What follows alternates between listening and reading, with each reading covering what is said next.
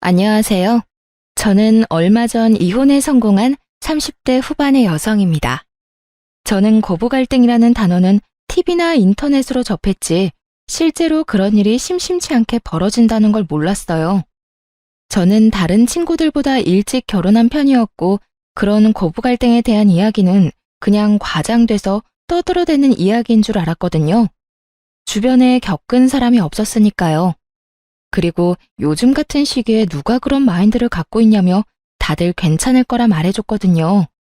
제가 결혼하게 된 남편은 작은 가게를 운영하는 자영업자였어요. 저보다 나이가 4살 많았죠. 그리고 저는 평범한 회사원이었어요.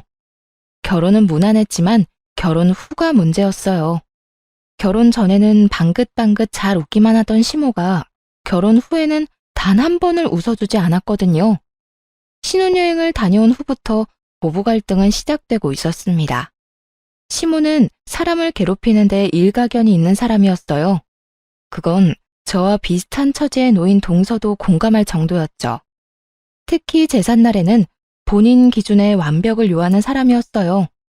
그런 주제에 손 하나 깜빡 안 하고 턱끝, 입으로만 사람을 부리는 스타일이었죠. 그날도 평소와 다름없이 시모가 마음껏 두 며느리를 괴롭히던 제삿날 중에 하루였어요.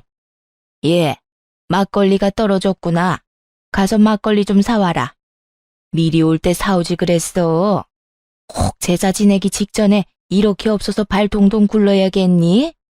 네가 야무졌으면 고생할 일도 없는데 머리가 모자라면 손발이 고생한다는 말이 괜히 나온 말이 아니야. 제가 일부러 막걸리를 안 사온 것도 아니었어요. 남편이 나중에 사도 된다며 중간에 마트에 들리는 걸 거절한 탓이 더 크죠. 그 말을 하려다 남편을 슬쩍 보니 모르는 척하길래 저도 입국 닫았어요. 그런 말하면 고자질한다며 잔소리 시간이 2배로 늘 테니 그 상황은 피하고 싶었거든요. 저는 시모 말에 아무 대답도 없이 지갑과 폰만 챙겨가지고 밖으로 나갔어요. 그러자 뒤에서 한마디 하더군요. 아유, 뭐 저런 게 다 있어? 심부름을 시켰으면 나갈 때 네 하고 대답이나 하고 가던지.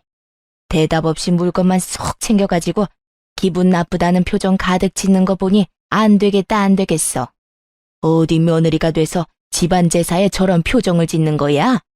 나 젊었을 때면 회초리를 맞아도 모자랐을 거야. 안 들리는 척하면 속 편할 거라는 생각으로 밖으로 나갔어요. 마트로 가는 내내 막걸리 하나 때문에 이렇게 욕먹을 일인가 생각이 들었죠. 그 자리에서 한바탕 뒤집어도 됐었지만 제사만 지내면 집에 가잖아요.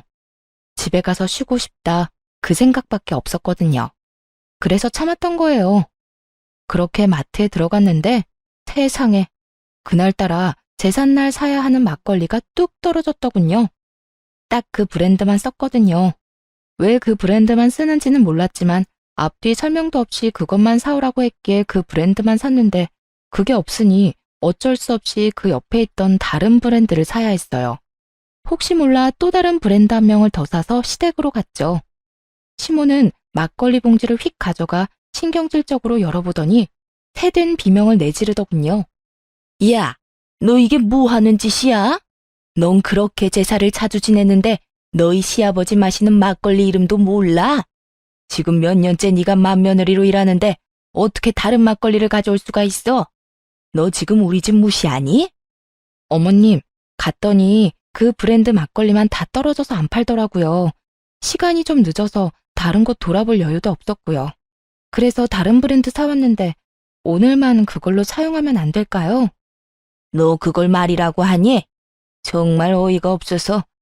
이딴 식으로 제사 지낼 거면 오지 마. 얼마나 기분이 더러운지 알기나 해? 제사라는 건 정성이야. 그런데 이딴 정신머리로 제사상 차리는 거 부끄럽지 않니? 어휴, 내가 죽어서도 이럴 거 눈에 뻔히 보이니 내 속이 다 탄다. 솔직히 말해봐. 우리한테 이럴 거면 우리 아들이랑 결혼은 왜 했어? 막걸리 한 병에 이런 수많은 이야기를 들을 줄은 상상도 못했어요. 산 사람 취향 맞추는 것도 아니고 죽은 사람 제사 지낼 때 쓰는 술인데요. 이 술이나 저 술이나 똑같이 뭐가 그렇게 시시콜콜 따져야 하는 게 많은지 제가 가만히 있으니 더 폭주해서 난리가 나더군요. 잘난 너의 부모님이 그렇게 하라고 시켰니? 응? 너희는 대충 아무거나 그런 식으로 하라고 배웠어? 세상에, 이래서 가정교육이 중요한 거야. 너희 시아버지 돌아가셨다고 중요하지 않다고 여기는 것 자체가 예의 없고 경우 없는 짓이지. 그리고 둘째 며느리, 너도 마찬가지야. 너도 잘하는 거 하나도 없어. 손끝이 왜 그렇게 야무지지 못하니? 네 집안 사정도 우리가 잘 알고 있다만 그래도 이건 너무하지. 남의 집 재산 망쳐놓고 또 그러겠지. 우리도 우리 집에서는 귀한 딸이에요. 귀한 딸은 웃기고 있네. 그딴 식으로 할 거면 우리 집에서 당장 나가. 나도 이런 식으로 개념 없는 애들이랑 같이 지내고 싶은 생각 요만큼도 없으니까. 아주 말로 사람을 잡더군요. 보자 하고 있으니 사람이 보자기로 보였는지 아주 할 말 안 할 말 입 밖으로 다 꺼내고 있더라고요.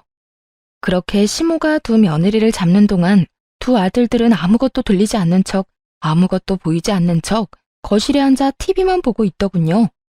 부모님 이야기까지 나오니 저도 참을 생각은 없었어요. 그리고 언젠가 한 번은 터뜨려야 될 일이라고 생각했거든요. 사람이 무엇을 시키려면 그것이 왜 중요한지, 왜 그렇게 해야 하는지 정도는 같이 가르쳐주는 게 상식이고, 막걸리 브랜드가 그렇게 중요했다면 그냥 가자는 남편 머리통을 쥐어 박아서라도 다른 마트까지 가서 가게를 탈탈 털어서 그걸 사왔을 거예요. 지 아들놈도 아무렇지도 않게 생각하는 막걸리를 왜 며느리들이 신경 써야 하는 거죠? 어머님, 그게 그렇게 중요한 거였으면 저한테 미리 말씀해 주시지 그러셨어요. 제가 여기 올 때 남편한테 마트 들러달라고 얘기했는데 당장 집 많다고 안 들리더라고요. 나중에 사오면 된다고 그냥 여기로 와버렸거든요. 그리고 그 막걸리가 그렇게 중요한 거면 왜 그 브랜드만 사야 하는지 얘기라도 해줬어야죠. 시아버님에 대한 얘기 다른 거 다 해준 적 없으시면서 저희한테 그렇게 화를 내시면 어떡하죠? 그냥 저희한테는 화풀이 하신 거잖아요. 그렇게 중요한 거면 가족이 챙겨야죠. 저희 같은 남한테 챙기라고 하는 게 아니라, 아니, 생각할수록 웃기네. 막걸리 하나로 이렇게 뒤집어지는데 자식이라고 아들이 둘이나 있는데 아무도 그 막걸리 신경 안 쓰는데요. 어느 집 불효자식이 그래요? 자기 집 일은 자기가 알아서 해야지. 그렇다고 며느리한테 말해준 것도 없으면서 정성이 어떻니, 결혼하니 마니 그런 얘기를 왜 하시냐고요. 뭐라고? 다시 말해봐. 너 지금 그게 시어머니한테 할 말이야? 그럼 어머님이 하신 말은 며느리한테 할 수 있는 말이라고 생각하세요? 아니, 같은 인간한테 할 수 있는 말이라고 생각하시냐고요. 누가 들어도 무시하고 짜증내고 화내고 분풀이인데 그걸 왜 제가 들어야 돼요? 그걸 왜 동서가 듣고 있어요? 그렇게 중요한 제사면 어머님이 혼자 준비하세요. 며느리들 보듬어가며 가르치고 알려줘도 모자랄 판에 자기 원하는 대로 안 했다고 화만 내고 있으니 누가 어머님 장단에 맞춰주겠어요? 안 그래요? 그럴 거면 아들들 데리고 제사 지내요. 속 편하시도록. 저는 많이 참는 편이긴 하지만 그렇다고 해야 할 말을 하지 않는 스타일은 아니었어요. 내성적이지는 않았죠. 다만 말을 뱉고 나면 관계를 되돌릴 수 없다는 걸 확실하게 알고 있었기 때문에 정말 관계를 개선하기 위해서 필요한 경우가 아니면 절대로 남에게 아쉬운 소리를 한 적이 없어요. 그런 제가 거의 막말에 가까운 말을 퍼부으며 시모에게 따박따박 말대꾸하는 제 모습을 보고 그들도 놀랐던 것 같아요. 그제야 슬금슬금 남편이 저한테 와서 그러더군요. 여보, 왜 그래? 왜 그렇게 화가 났어? 빨리 엄마한테 사과드려. 그렇게 큰 소리 낼 일 아니잖아. 그냥 죄송하다고 하고 넘어가면 될 일을. 죄송하다고 하고 넘어가면 될 일이라고? 이게? 그래, 당신은 그렇겠지. 그러면 앞으로 당신이 제사 지내, 난 못 지내겠으니까. 입 있으면 말해봐. 내가 막걸리 사자고 했을 때 당신 뭐라 그랬는데? 그래놓고 어머님한테 내가 한 소리 들을 때 옆에 짜져가지고 한마디도 못했지? 그건 뭐야? 나더러 어머니 감정 쓰레기통 해주란 말이잖아. 내가 왜 그런 짓을 해? 그리고 당신도 그러는 거 아니야. 사람 앞에 두고 아닌 건 아니라고 얘기해줘야 되는 거지. 어머님이 나 혼낸다고 그 모든 게 당연한 것이라고 생각하고 그런 식으로 행동하는 거 나 기분 더럽거든? 당분간 제삿날에 나 찾지 마. 들으셨죠, 어머님? 제삿날에 저는 안 올 테니까 찾지 마세요. 사랑하는 두 아들이랑 잘 해보시던가요? 귀하지도 않고 결혼시킬 마음도 없었던 며느리한테 시키지 마시고요. 기분 나쁘게 왜 그래요? 시켜도 기분 더러우면 안 시키는 게 맞지. 그러니까 부르지 마세요. 네? 저는 그렇게 말하고 택시 타고 집에 와버렸어요. 화가 머리끝까지 났죠. 게다가 부모 걸고 넘어지는 건 상식적으로 이해가 안 가잖아요. 그렇게 시모와 싸운 뒤 다음 제삿날이 다가오더군요. 그래서 몰래 동서에게 연락했어요. 동서, 몸은 좀 어때? 많이 안 좋지? 임신 초기에는 원래 많이 힘들잖아. 아, 형님, 그렇지 않아도 저번에 유산 한 번 하고 난 뒤라 걱정이 많아요. 게다가 요새 피비침도 심해서 누워있으면 괜찮은데 움직이기만 하면 몸이 안 좋으니 걱정이네요. 이번 제사는 어떻게 해야 할지. 형님은 진짜 안 오실 거예요? 나 안 가. 그쪽도 며느리 소중한 건 알아야 하지 않겠어? 몸이 너무 안 좋으면 병원 가서 진료 한번 받아봐. 유산한 적 있으면 유산 방지 주사 같은 것도 있을걸? 그리고 이번 제사는 쉬는 게 좋지 않을까? 나도 없는데 그 마귀 할멈 잔소리 다 듣고 있으면 진짜 제정신으로는 못 버틸 거야. 몸이 안 좋은데 굳이 더 아프게 할 필요는 없잖아. 서방님한테 잘 말해봐. 알았지? 동서가 알겠다고 하더군요. 그리고 제사 당일에 병원에 다녀온 동서가 시모에게 전화를 한 모양이었어요. 유산 증후가 보여서 못 가겠다고요. 상황이 이쯤 되니 시모도 동서를 닥달할 수는 없었죠. 저는 미리 남편에게 통보한 상황이었고요. 나 오늘 제사 안 갈 거야. 약속 있어. 우리 부모님들이랑 식사할 건데 당신은 제사 지내러 가. 뭐? 갑자기 이게 무슨 일이야? 설마 저번에 어머니랑 싸운 것 때문에 그런 거야? 야, 제발 애처럼 굴지 말고. 누가 애처럼 군대? 먼저 애처럼 군 게 누군데? 그리고 나 아직도 화 안 풀렸어. 그건 당신한테도 마찬가지고. 시어머니한테 잔소리 내내 듣는데 안 들리는 척하느라 고생 많았겠어. 그건 내가 나서면 상황이 더 복잡해지니까 그랬지. 그랬어 봐. 어머니가 또 뭐라고 그랬겠어? 그러니까 본인이 잔소리 듣는 건 싫어서 마누라 잔소리 듣게 만들었다는 거잖아. 그런 소리가 아니잖아. 나한테는 그 말이거든? 어쨌든 안 나가니까 둘이 알아서 해. 왜 둘이야? 동서도 못 간대. 유산방지 주사 맞고 병원 입원한대 당분간. 그러면 당신이라도 가야지. 안 간다는 말 못 들었어? 당신이야말로 나한테 이러는 거 아니지. 내가 무슨 소리까지 들었는지 진짜로 못 들은 척 하는 거야? 우리 부모님 이야기까지 나왔거든? 아무리 그래도 정도가 있지. 내가 당신한테 우리 집에 못한다고 뭐라 한 적이라도 있어? 주는 대로 받는 법이야. 결국 저는 저희 친정에 식사를 하러 갔고 시댁 제사는 남편과 남편의 동생이 치르게 됐죠. 시모가 열받아서 저한테 전화를 하더군요. 연락 다 거절했어요. 이 좋은 날에 귀 더러워지게 왜 그 사람 전화를 받아요? 그럴 필요 없잖아요. 그렇게 기분 좋게 식사하고 집에 돌아왔는데 남편 놈이 늦게 들어오며 저한테 화를 내는 거예요. 너 너무한 거 아니야? 엄마 연락은 왜 다 무시했어? 그럼 전화 받아서 좋은 말 하실 거였어? 분명히 화낼 텐데 내가 왜 그 소리 또 들어야 하는데?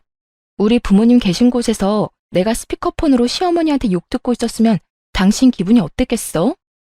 야, 그 말이 아니잖아. 그냥 좀 달래주고. 뭘 어떻게 달래주고 얼러줘. 그건 당신 일 아니야? 당신 어머니잖아. 그리고 막말로 이 씨네 집 제사를 생판 남이었던 우리가 지내주는데 시어머니가 저런 식으로 나오면 당신이 중간에서 막기라도 해야 하는 거 아니야? 그때는 가만히 있다가 자기 발등에 불 떨어지니 이제 와서 나한테 해결하라고? 그래도 이렇게 안 올 게 아니라 와서 뭐라도 하면서 나한테 협조를 구했으면 어머님이 뭐라 했는지 기억도 안 나? 이럴 거면 필요 없다고 했잖아. 며느리고 뭐고. 그럼 내가 갈 필요가 뭐 있어? 장성한 아들이 둘인데. 오늘도 잘했으니까 다음에도 둘이서 잘하면 되겠네. 다음에도 제사 음식 만들 생각하니 뒷골이 땡긴 모양인지 남편이 저한테 그러더군요. 무조건 내가 막아줄게. 그러니까 제삿날은 빼지 마. 응? 내가 무조건 어머니가 그런 말 못하도록 막을게. 남편의 시도가 잘 먹혔는지 시댁에 가서 시모가 나쁜 말이라도 할라치면 두 남편들이 적극적으로 시모를 말렸어요. 대놓고 아내를 편드는 건 아니었지만 그래도 신용이라도 하는 건 마음에 들었죠. 그리고 그런 분위기가 지속되니 시모도 분위기 보고는 서서히 잠잠해지더군요. 아들들이 잡혀 산다는 걸 눈치를 챈 모양이더라고요. 그렇게 시모와의 일이 어느 정도 마무리가 됐어요. 이제는 좀 편할 줄 알았던 제 앞날에 다시 먹구름이 낀 건 그로부터 2년 정도 지났을 때였어요. 그 전까지는 시모와 부딪힐 일 자체가 없어서 괜찮았는데 이번에는 남편에게 문제가 생긴 거예요. 여보, 이번 달 생활비가 안 들어왔는데 혹시 좀 더 기다려야 해? 어? 생활비. 요새 가게가 힘들어서 당분간만 당신 돈으로 생활비 해결 좀 해주면 안 될까? 가게 일 풀리면 다 갚을 테니까. 혹시 가게 많이 안 좋아? 무슨 문제라도 있는 거야? 그런 거 아니야. 요즘 가게 운영하는데 돈이 좀 많이 들어. 고장나는 기계도 많고 갑자기 목돈도 좀 나갔고. 매출은 그만큼 안 되는데 계속 돈만 나가니까 빚을 좀 졌어. 당신한테 말도 없이 미안해. 괜찮아. 가게 일이잖아. 당분간 생활비 걱정은 하지 마. 내가 내 월급으로 알아서 해결할 테니까. 너무 걱정하지 말고 가게나 잘 돌봐. 빨리 정상으로 돌아와야 안정되지. 그렇게 말하고 저는 남편을 위로해줬어요. 걱정이 돼서 그날 저녁부터 식사에 신경을 많이 썼어요. 남편이 좋아하는 반찬부터 시작해서 기력에 좋은 장어와 소고기, 전복 같은 걸로 요리도 꼬박꼬박 해다 먹였어요. 제 월급으로 생활비도 해결했죠. 그런데 그런 제게 청천벽력 같은 상황이 벌어졌어요. 그날은 남편이 저 대신 시댁에 간 날이었어요. 제가 시모와 마주하고 싶지 않다고 했더니 남편이 저 대신 시모가 부르면 가는 날이 많았거든요. 뭐 시모가 저한테서 아들을 뺏고 싶어서 자주 부른다는 것 정도는 예상했지만 이 시기에는 생각보다 자주 불려갔어요. 그런데 남편이 시댁에 가 있는 동안 남편 노트북으로 확인할 것이 있어 들어갔다가 말도 안 되는 메시저 내용을 확인하게 된 거예요. 남편이 누군가에게 문의를 한 내용이었는데 그게 충전과 관련한 내용이더라고요. 그런데 게임이니 카지노니 이런 말이 들어가 있는 걸 보니 아무리 문외한인 제가 보더라도 이게 사이버 도박이라는 건 모를 수가 없겠더라고요. 그걸 보는데 손이 덜덜 떨리는 것이 와, 그때 생각하면 아직도 머리가 새하얘져요. 사실 저희 삼촌 중에 한 명이 도박하셨던 분이 있었거든요. 할머니 댁을 완전히 풍비박산을 낸 그분은 나머지 가족들에게도 들러붙어서 도박 자금을 마련하려고 했죠. 그때 부모님도 그 삼촌 때문에 고생을 많이 해서 도박이라면 치를 떠시거든요. 그런데 사위가 도박을 한다는 이야기를 들으면 어떻게 나올지 상상도 안 되더군요. 저는 남편에게 당장 전화해서 따져 물을 생각이었어요. 그런데 제 폰이 먼저 울리더군요. 상대방은 시모였어요. 네, 어머님. 넌 도대체 어떻게 되내니? 네 남편이 이렇게 아픈데도 아무것도 모를 수가 있어. 갑자기 그게 무슨 말씀이세요? 오늘 첫째랑 식사하러 왔다가 속이 안 좋다고 해서 병원에 들렀더니 간에 문제가 있다고 하잖아. 간경화란다. 너 아침밥도 안 먹이지? 밥도 제때 안 해주는 거지? 이것 봐. 내가 언젠간 너 이럴 줄 알았어. 도대체 어떻게 생활하길래 우리 귀한 아들이 아파? 밥도 안 주니? 일만 시켜? 돈 버는 기계로 보고 그러는 거냐고. 결혼을 잘못 시킨 거야. 너랑 결혼한 뒤로 애 몸이 이렇게 아프잖아. 그 말을 듣는데 순식간에 화가 나더군요. 그 귀한 자식이 사이버 도박을 하는 줄도 모르고 아프다는 이유만으로 며느리한테 모든 게 네 탓이라고 말하는 시모를 보니 어이도 없고 짜증도 났어요. 저랑 결혼한 지 이제 4년이에요. 4년 데리고 살았다고 몸이 망가져요? 그러면 애 저녁에 어머님이 건강하게 낳아줬으면 될 일이잖아요. 왜 저한테 따지세요? 그리고 어머니 아들한테 물어보세요. 제가 아침 저녁으로 뭘 먹이는지. 생활비도 안 주는 놈한테 저녁마다 소고기, 장어, 전복, 몸에 좋다는 건 다 해다 바치는데 뭐요? 결혼을 잘못 시켜서 그렇다고요? 어디 가서 돈도 안 벌어다 주는 남편한테 그렇게 해주는 여자 있는지 물어나 보세요. 내가 어이가 없어서 왜 엄한 사람한테 화풀이해요? 매번 그런 식으로 사람한테 화풀이 좀 그만하세요. 듣고 있으면 기분 더러우니까. 여보, 어떻게 그런 말을 어른한테 할 수가 있어. 기분이 더럽다니. 엄마가 내 걱정 때문에 좀 과격하게 말하긴 했지만 그렇다고 해서 그런 말을 함부로 하는 건 아니지. 어른을 좀 공경해. 너 하는 거 보면 영락없이 철없는 애처럼 보이잖아. 빨리 사과해. 내가 사과를 왜 해? 사과하려면 어머님이 나한테 먼저 해야 하는 거 아니야? 말해봐. 당신 아픈 게 내 탓이야? 내 탓이냐고. 내가 식사 굶긴 적이 하루라도 있어? 내가 당신 건강 하루라도 안 챙긴 적이 있냐고. 내 몸 챙길 때마다 당신 몸도 꼬박꼬박 챙겼어. 돈 없다고 나한테 생활비 다 대라고 했을 때도 군말 없이 다 해주겠다고 했고. 그런데 뭐? 결혼을 잘못 시켰다고? 내가 병을 키웠다는 말인데 그게 맞는 말이냐고. 그래, 네가 내 건강 안 챙긴 적 없고 내 말 다 들어준 것도 맞아. 그치만 내가 말하는 건 다른 거잖아. 네가 우리 엄마한테 그런 식으로 행동하는 건 선 넘은 거라고. 선을 누가 먼저 넘었는데 어머님이 먼저 넘은 거 못 들었어? 아, 저번처럼 아예 못 들은 척 하려고? 그래, 됐어. 나도 당신 같은 사람하고 더는 못 살아. 이혼하자. 이혼하고 깔끔하게 정리해. 나는 어머님한테 사과할 마음 없고 그쪽도 그럴 마음 없으니까 그냥 여기서 각자 인생 사는 게 속 편하겠네. 안 그래? 야, 갑자기 무슨 이혼이야. 너 도대체 무슨 생각이야? 미쳤어? 이딴 일로 무슨 이혼 이야기를 꺼내? 아니, 해. 네가 뭘 잘못한 게 있다고 저 망할 년한테 잡혀 살아? 이 엄마가 너 도와줄 테니까 전연이 하자는 대로 해. 이혼한다 하면 누가 무서워할 줄 알아? 너같이 못된 애한테는 우리 애가 아까워. 너하고 우리 아들 이혼하고 나면 내가 더 좋은 여자하고 결혼시킬 거다. 그러니까 지금 당장 이혼해. 어머니, 안 돼요. 지금 저는 이혼할 만한 상황이 아니라고요. 발등에 불 떨어진 남편이 끙끙대더군요. 시모에게 뭐라고 이야기는 하고 싶었겠죠. 그런데 지가 도박하느라 돈 다 잃고 빈털터리에 마누라한테 생활 책임지게 하고 있다는 말을 할 수 있을 리가 없잖아요. 어떻게든 속이고 싶어 할 텐데 저는 솔직하게 말해서 잘 됐다 싶었어요. 이대로 이혼하면 제일 깔끔하니까요. 도박하는 놈 뒤치다꺼리 하느니 이대로 헤어지는 게 맞는 거잖아요. 아무것도 모르는 시모는 이혼하라고 난리고 남편 놈은 생각 없이 꺼낸 한마디에 생각지도 않았던 이혼 이야기를 들었으니 당황했을 거예요. 결국 남편 놈이 집까지 헐레벌떡 달려왔더군요.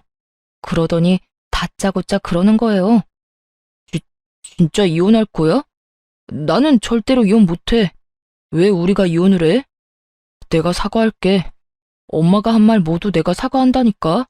그러니까 이혼 이야기도 꺼내지 마. 아니, 나는 이혼할 건데? 어머님의 괴롭힘, 그리고 아까 전과 같은 언어폭력. 내가 그런 걸 어느 정도 참으면서 살았던 건 오로지 당신에 대한 믿음 하나뿐이었어. 하지만 그 믿음에 당신이 돌려준 게 뭐야? 그래서 나도 엄마랑 너 사이 최대한 중재했잖아. 아니, 그거 말고 너 나 몰래 도박했잖아. 여태 가게가 힘들어서 빚 만들었다는 것도 싹 다 거짓말이잖아. 너 도박한 거 이미 다 알고 있어. 제가 도박 이야기를 꺼내자마자 남편 놈이 아무 말 못하더군요. 언제까지 속일 생각이었어? 나한테 아무 말 안 하고 언제까지 나 우려먹을 생각이었는데 니네 엄마 때문에 힘든데 당신마저 도박을 해? 두 사람이서 쌍으로 나를 말려 죽이려고 작정을 한 거지? 그럼 나도 내 살 길 찾아가야 하지 않겠어? 그래서 이혼하자는 거야. 고맙게 생각해. 내가 당신 엄마 앞에서 도박 이야기 안 한 거. 결국 도박 이야기를 꺼내고 나서야 이혼을 하기로 했어요. 남편이 시댁에 어떻게 말했는지는 몰라도 시모는 전화 와서 아주 속 시원하다며 저를 비웃더라고요. 그래, 잘 생각했다. 네가 한 일 중에 제일 잘했어. 우리 아들하고 이혼하고 잘 살아봐라. 네가 우리 아들만큼 잘난 남자 다시 만날 수 있겠어? 어림도 없지. 내가 그렇게 되지 않도록 말 잘 듣고 싹싹하고 예쁜 여자로 재혼시켜줄 거니까. 네, 알아서 하시고요. 그냥 저는 저한테 피해만 안 주면 돼요. 이혼한 사이니까 완전 남인 거 맞죠? 저한테 나중에 딴소리 하시면 안 돼요. 제 말이 허풍이라고 생각했는지 시모가 그러더군요. 피해? 네가 우리 아들한테 준 피해는 생각도 안 하지? 오냐, 내가 죽었다 깨도 너한테 연락할 일은 없을 거다. 우리 아들도 마찬가지고. 그렇게 전 남편과 이혼하게 됐네요. 도박 자금 마련해달라고 하기 전에 이혼하게 돼서 얼마나 다행인지 몰라요. 그런데 몇 달 지나지 않아 예전 동서가 잠깐 보고 싶다고 하더군요. 시모의 구박을 둘이서 함께 받은 사이였다 보니 생각보다 정이 많이 들어서 이혼 후에도 이래저래 연락을 지속하던 중이었어요. 동서는 반쪽이 된 얼굴로 저를 보자마자 하소연했어요. 형님, 저 더 이상은 못하겠어요. 어머님이 형님 나가고는 2배로 괴롭혀요, 2배로. 말만 하면 너는 첫째처럼 하지 마라. 너 지금 굉장히 첫째 며느리 같은 거 아냐? 아니, 내보냈으면 그냥 깔끔하게 잊고 살면 될걸. 왜 자꾸 매번 그걸 다시 상기시키려는 건지 이해가 안 돼요. 아, 진짜? 그 할망구도 여전하네. 이제 막 애 낳고 산후조리하는 애를 괴롭혔다고? 임신 중에도 그딴 말하고? 그것뿐이면 제가 말을 안 해요. 우리 친정엄마 어린 시절에 다쳐서 발 저는 거 알고 계시죠? 무슨 일만 생기면 그걸 그렇게 들먹여요. 이번에도 제가 애 낳고 몸 상태가 안 좋아서 좀 쉬엄쉬엄 하려고 하는데 딱 뒤에서 그러더라고요. 너도 네 애미처럼 절름발이냐고. 뭘 그렇게 느적느적거리냐고요. 저는 너무 놀라서 동서에게 되물었어요. 그런 말을 했다고? 할망구 드디어 미쳤네. 아니, 어떻게 말을 해도 그렇게 사람 신경 건드리는 말만 골라서 해? 부모 건드리는 건 예의가 아니지. 그렇다고 자기가 자식들을 그렇게 잘 키운 것도 아니고. 봐봐, 전 남편이나 도련님도 힘든 일을 도와주기를 해. 이런 일이 있을 때 막아주기를 해. 아이고, 동서만 불쌍하게 됐네. 그래서 그런데 제가 이혼 상담이라는 걸 좀 받아보고 싶거든요. 실제로 할 거라는 말은 아니고 상담해보고 저한테 유리하면 이혼을 하는 게 맞지 않을까 해서요. 이런 식으로 애 데리고 못 살아요. 나중에 애가 커서 어머님이 하시는 거 보고 배우기라도 하면 진짜 세상이 무너질 것 같거든요. 그냥 저를 찾아온 게 아니더군요. 아무래도 제가 이혼하고 난 뒤로 워낙 시모가 많이 괴롭힌 것도 있지만 시동생이 동서를 도와주지 않아서 그런 것 같았어요. 그래서 제가 동서에게 명함을 하나 건넸죠. 나 이혼할 때 봐준 변호사 사무소야. 이혼 전문이라 최대한 동서한테 도움되도록 도와줄 거고. 근데 이렇게 시모 괴롭힘으로 이혼하는 거면 그 증거도 갖고 있어야 하거든? 동서가 좀 힘들고 귀찮겠지만 녹음이라던가 녹화, 폰 문자 내역 같은 것도 다 증거로 수집해놔야 할 거야. 고마워요, 형님. 정말 그 집구석 인간들한테 본때를 보여주려고요. 불쌍한 우리 친정엄마를 걸고 넘어졌을 때 이미 선 넘었거든요. 그렇게 동서도 이혼을 준비하더니 곧 시댁에 통보가 갔더군요. 둘째 며느리의 이혼 이야기까지 나오자 그제야 발등에 불이 떨어진 걸 실감했는지 시모가 저 이혼할 때와는 다른 행동을 하기 시작했어요. 동서에게 가서 붙잡았다고 하더군요. 이혼 안 하면 안 되겠냐고요. 저한테 뭐라고 했는 줄 알아요? 글쎄, 자기가 치매에 걸렸던 것 같다면서 설마 자기가 나한테 이런 말을 했겠냐며 시치미를 뚝 떼더라고요. 치매는 무슨... 제삿날을 하루도 안 빼먹고 기억하는 양반이 치매 걸렸다고 우기는데 진짜 어이가 없더라고요. 제가 저희 친정엄마 절름발이라고 그거 가지고 나한테 괴롭힌 거 기억하냐고 물었더니 그때는 또 뭐라는 줄 알아요? 그런 이야기가 아니었대요. 아픈 부모님도 있는데 네가 더 잘해야 되지 않겠냐는 의도로 말한 거라고 하는데 형님 말대로 통화 녹음 내역 안 가지고 있었으면 빼도 박도 못하고 소송 질 뻔했어요. 진짜 그런 식으로 말했어? 나쁘네, 진짜 나빠. 그래도 이혼했으니 다행이야. 이제 어떡하기로 했어? 저는 친정으로 내려가려고요. 엄마가 발을 절기는 하지만 그 외에는 다 성하고 도리어 엄마가 애 보고 싶으니 친정에서 살라고 하더라고요. 봐서 위조로 받은 돈이랑 재산 분할 받은 거 좀 더 보태서 부모님이랑 같이 살 수 있도록 좀 더 큰 집으로 이사 가려고요. 그래, 잘 생각했네. 동선에도 반반이지? 우리도 반반 내고 아파트 샀거든. 그럼 동서 전 남편도 이제 시댁에 들어가는 건가? 우리는 아파트 팔고 돈 나눴거든. 뭐, 그럴 것 같더라고요. 차라리 잘 됐죠. 그렇게 아들 노래를 부르더니 그렇게 좋아하는 아들 둘이랑 다시 셋이서 알콩달콩 잘 살게 됐으니까요. 그분 원하시는 대로 된 거네요. 저와 이혼한 전 남편도 재산 분할 후에는 빚만 남아있는 상태라 결국 시댁으로 들어갔거든요. 그리고 이번에 또 시동생이 추가된다니 얼마나 웃긴 상황인지 말 안 해도 알 수 있었죠. 이제부터 시모는 두 아들을 건사해야 하는 상황이 온 거예요. 며느리가 없으니 식모처럼 두 아들 밥을 챙겨야 했고 매일 청소까지 해야 했죠. 그 소식을 듣는데 어찌나 고소하던지 매번 며느리 하는 거 없다며 말로만 난리치던 시모가 이제는 그 며느리들이 하던 거 고스란히 하고 있었으니 그것도 하루 이틀이죠. 70이 다 돼가는 노인이 안 힘들 수가 없잖아요. 결국 자기 생각이 틀렸다는 걸 몸이 힘들고 나서야 인정한 시모가 동서에게 연락한 모양이었어요. 동서한테 얼토당토 않은 말을 했다더군요. 용서해 줄 테니 돌아오라고요. 자기가 뭘 용서를 해준다는 말인지. 사람 괴롭혀놓고 도리어 자기가 용서해준다는 말을 하는 시모를 보며 아직도 제정신 못 차렸네 싶었어요. 그런데 동서가 저한테 시모가 연락 왔었다는 말을 한 뒤에 얼마 지나지 않아 시모가 저에게도 연락을 했더라고요. 저는 아예 연락을 받지 않았어요. 마지막에 저한테 연락하지 말라고 했을 때 죽었다 깨어나도 연락할 일 없다며 큰 소리 뻥뻥 친 게 시모였잖아요. 그래서 저는 시모 연락 자체를 받지 않았죠. 그리고 문자 남겼어요. 전화하지 마시라고 할 말 없다고 말이죠. 아주 칼같이 끊어냈더니 더 이상은 아무런 연락이 없었어요. 결국 체념했는지 다 큰 두 아들 뒤치다거리나 하며 살고 있다고 들었어요. 그래도 도박쟁이 첫째 아들이 제정신은 차렸나 보다 싶었던 그때 드디어 폭탄이 시댁으로 날아갔더라고요.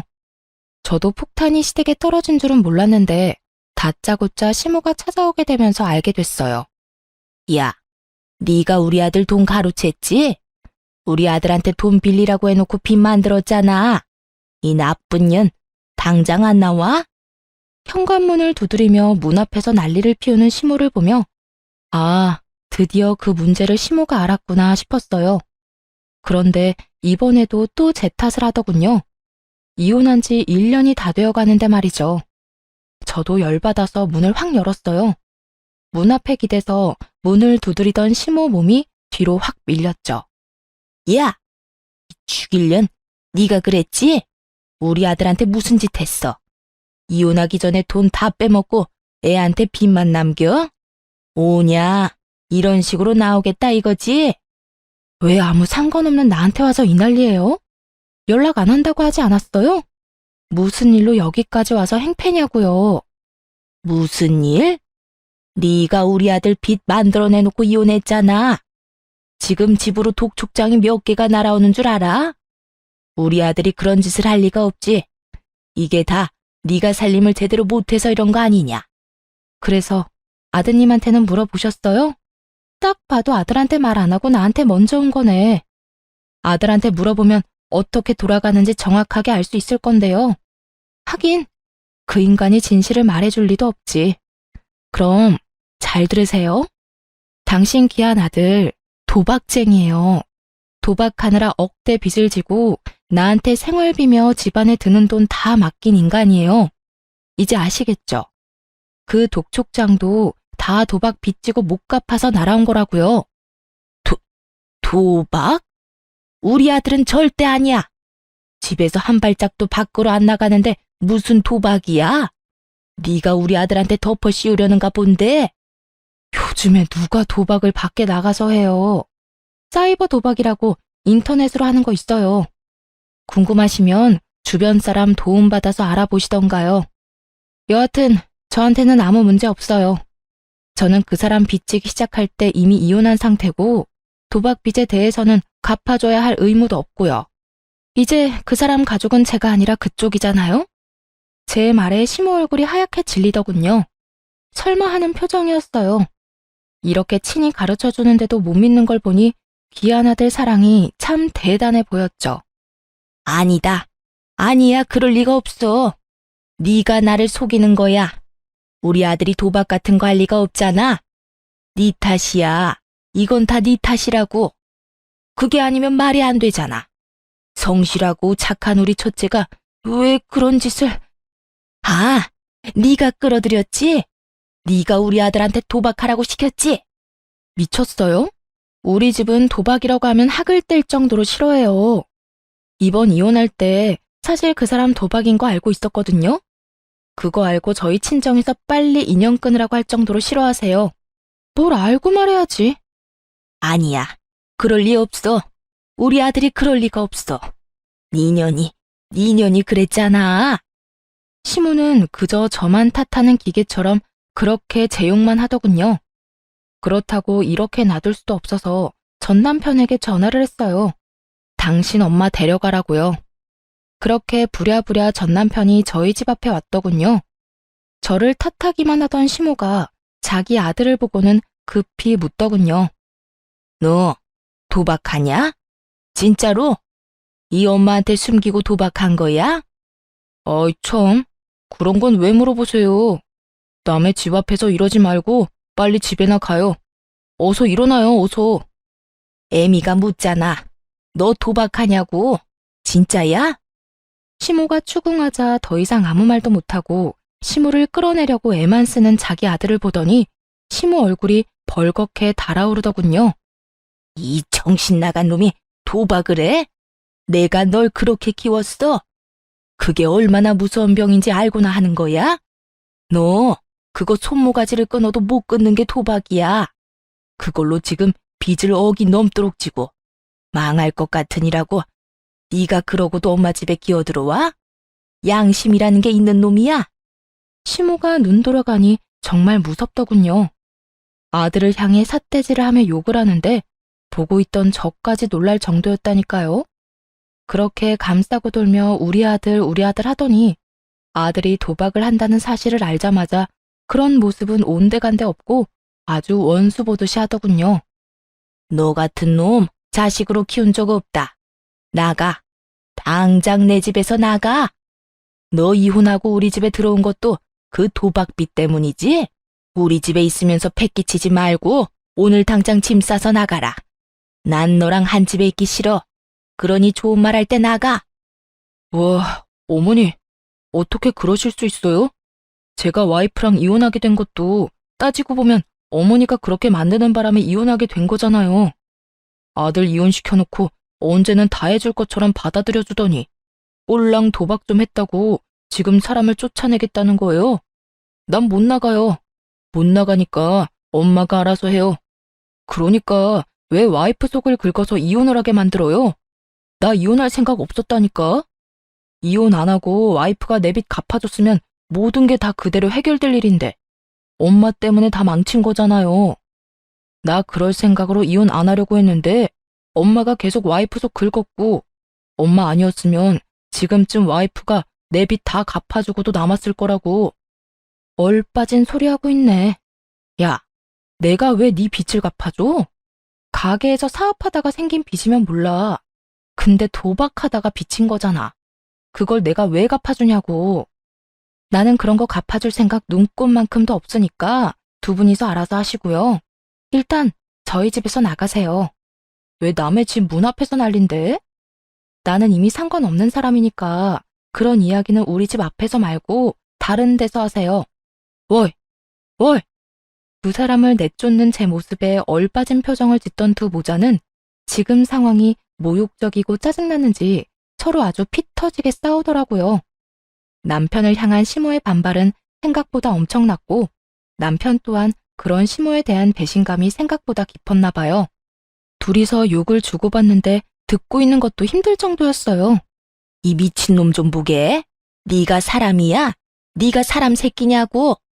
자식이 돼가지고 부모 부양할 생각은 안 하고 부모 가진 거 뜯어먹을 생각이나 해? 어림도 없지. 내 노후자금 너한테 뜯기느니 내가 너를 버리고 만다. 그리고 이혼하란다고 하는 건 무슨 바보짓이야? 네가 싫었으면 끝까지 버텼으면 될 거 아니야. 너도 좋다고 이혼해놓고 이제와 내 탓을 해? 에라이 천하에 몹쓸 것. 몰라요. 모르겠으니까 엄마가 내 빚 다 갚아줘요. 어차피 내 주소도 엄마네 집 앞으로 돼 있어서 엄마 집도 차 앞 들어갈 거예요. 그러니까 집 잃기 싫으면 그냥 얌전히 내 돈이나 갚아달라고요. 적반하장이라는 말이 참 잘 어울리더군요. 게다가 이혼하고 나니 뻔뻔함도 늘었고요. 이혼하고 나서 저런 모습을 알게 돼서 정말 안도의 한숨을 내쉬었어요. 그리고 그 뻔뻔함의 수치만큼 시모의 혈압도 덩달아 올라갔죠. 이놈이 이러고도 지금 돈 갚아달라는 말이 나와? 야, 네가 망친 놈 다시 데려가. 나는 이딴 놈 자식이라고 인정 못한다. 다 알면서도 이혼한 네가 제일 나빠. 얼른 이놈 다시 데리고 가. 결국 시모는 이번에도 또 제 탓을 하더군요. 제가 도박하라고 들이민 것도 아니고 제가 도박을 하면서 물들인 것도 아닌데 말이죠. 무조건 아들 못난 점은 며느리가 잘못한 거, 아들 잘난 점은 자기가 잘한 거. 이런 식으로 생각하고 있는 시모를 보니 딱하기 그지없더라고요. 이미 반품한 지 오래됐는데 이제와 다시 가져가라니. 공짜로 준대도 다시 안 받을 건데 말이죠. 저한테 아들 돌려달라고 난리치신 게 어머님이세요. 이제 와서 데려가라 한들 원래부터 어머님 거였는데요. 그렇게 애지중지하던 착하고 대단한 아들 데려가서 예쁘고 착하고 뭐라더라? 완벽한 여자 만나서 재혼시켜준다고 하셨죠? 꼭 그렇게 하세요. 저는 한번 당해봤으니 다른 사람한테 기회 드릴게요. 혹시 모르죠? 재산 다 잃고 도박 빚만 산더미라도 좋아해줄 여자 어디 있을지. 뭐 정상적인 사람이라면 도박에 돛자만 들어도 도망가겠지만 그렇게 귀한 아드님이잖아요. 어머님처럼 맹목적으로 사랑해줄 사람 있을지도 모르죠. 한껏 빈정거리는 제 말을 듣고 시모는 그 자리에 힘없이 주저앉더니 아주 아파트 떠나가라 곡소리를 내더군요. 아이고, 내가 말년에 복이 없어서 이렇지. 어디서 여우 같은 며느리 떼어냈더니 자식놈이 사고를 치네. 아이고 내 팔자야. 이제 어쩌면 좋아. 한이 가득 담긴 목소리만 들으면 진짜 억울한 사람처럼 보이더군요. 지금 이 상황이 모두 자기가 만든 결과인데도 말이죠. 며느리인 저를 괴롭히지만 않았어도 저 빚더미 골칫거리를 떠안게 될 일은 없었을 테니까요. 만약 조금이라도 이혼하는 게 늦어졌다면 전 남편의 짜증나는 생각대로 됐을 가능성이 높았겠죠. 제가 남편 빚을 갚아주는 상황이요. 뭐 제자리로 돌아왔으니 저는 이제 이 집구석이랑은 관련 없는 사람이지만요. 좀 그만하고 일어나요. 언제까지 여기서 창피하게 이러고 있을 건데요. 빨리 일어서요. 자신을 일으켜 세우는 아들놈의 손을 탁 내친 시모가 자기 아들을 잡아먹을 것 같은 눈을 하고 자리에서 일어나 엉덩이를 툭툭 털며 경고를 날리더군요. 똑바로 들어. 나는 절대로 도박하는 놈 집에 못 들여놔. 빚 갚기 전까지 우리 집에 들어올 생각도 하지 마. 알아들었어? 그러더니 시모 혼자 뒤뚱뒤뚱 걸어가더군요. 전 남편은 아무 말도 못한 채 그저 시모 뒷공무니만 쫓고 있고요.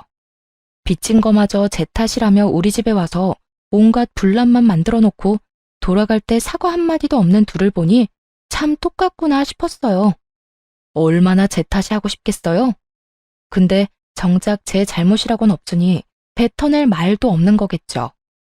그렇게 돌아간 두 사람의 앞에 기다리고 있던 건 슬픈 고난의 길뿐이었더라고요. 전 남편이 뭐라고 시모를 설득했는지 모르겠지만 결국 시댁집을 팔았다더군요. 그리고 월세로 이사를 갔더군요. 시댁집 판 돈으로 도박 빚을 갚으려는데 그걸 전 남편이 홀라당 다시 도박에 날려버렸다네요. 그거 알고 시모가 전 남편을 두들겨 패면서 욕을 한 바가지를 했답니다. 그게 어떤 돈인데 그걸 또 도박에 쓰냐고. 그러게 왜 남편한테 그 돈을 쥐어줬는지 알다가도 모를 일이죠. 동서한테 들은 이야기인데 전 남편 동생도 자기 형이 도박한다는 걸 알고는 아무도 모르게 시댁에서 짐 빼서 나가버렸다고 하더라고요. 자기한테 도박빚 갚아달라고 할까봐 미리 손절한 게 틀림없어 보였어요. 결국 전 남편의 도박 여파는 시모에게 모두 떠넘겨졌고 시모는 모아두었던 짜투리 노후 재산마저 모조리 털릴 위기에 처하자 월세방 내놓고 본인 동생 집으로 피신했다고 하더군요. 그 뒤에 일어난 일은 뻔하죠. 돈 못 갚은 전 남편은 개인회생과 파산을 신청했다는데 결국 파산은 법적으로 도박빚은 안 된다고 하고 개인회생은 원금을 모두 탕감하는 조건으로 회생 신청이 된다고 했대요. 이거 믿고 빚을 그만큼 진 것 같은데 결국은 모조리 갚아야 한다는 말을 듣고 절망한 건지 뭔지는 모르겠지만 뺀질나게 시모 찾아갔다고 하더군요. 그런데 시모는 그렇게 귀하다며 아끼던 아들을 2번 다시 만나주지 않았다고 하고요. 자기는 도박하는 자식 낳은 적도 없고 그런 자식은 자기 아들이 아니라며 시모 본인 동생에게 이야기했대요. 그러면서 이대로 요양원 들어가서 죽을 때까지 거기 있는 게 낫겠다는 말까지 했다니 얼마나 자기 자식이 꼴도 보기 싫었으면 그런 말까지 했겠나 싶더라고요. 진짜 고부 갈등으로 이혼한 게 천만다행이라는 생각이 들 정도로 시댁의 몰락은 처참했어요. 시모는 모르겠지만 시모의 괴롭힘 덕분에 전 남편과 빠르게 손절할 수 있었던 저는 솔직히 하늘이 도왔다고 생각하거든요. 사연 글을 쓰고 있는 동안에도 그때의 일을 떠올리면 다행이라는 생각이 들 정도죠. 당시에는 괴로운 일이었지만 지금은 아무렇지 않으니 함께 즐겨주셨으면 좋겠어요. 지금까지 제 사연 들어주셔서 감사합니다. 행복한 하루 되세요.